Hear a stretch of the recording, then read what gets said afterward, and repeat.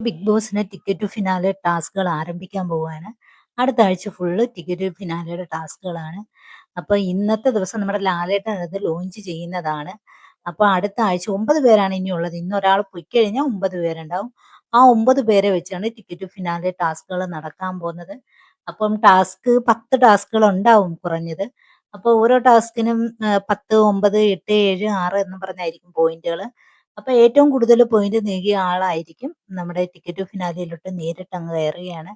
ആ വ്യക്തിക്ക് പിന്നെ നോമിനേഷൻ അഥവാ വോട്ടിംഗ് നിലയിലോട്ട് കയറേണ്ട ആവശ്യമില്ല. ആ വ്യക്തി നേരെ അങ്ങ് ഫൈനൽ ഫൈവിലെത്തും.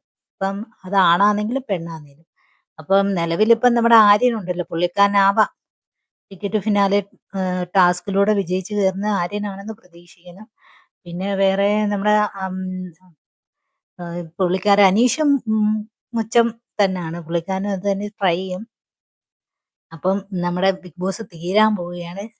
ടിക്കറ്റ് ഫിനാലെ ടാസ്ക് അടുത്ത ആഴ്ച കഴിഞ്ഞു കഴിഞ്ഞാൽ പിന്നെ അങ്ങോട്ട് വരുന്നത് പണപ്പെട്ടിയും പിന്നെ നമ്മുടെ പഴയ നമ്മുടെ ബിഗ് ബോസ് മത്സരാർത്ഥികളെല്ലാം വീട്ടിലെത്തും.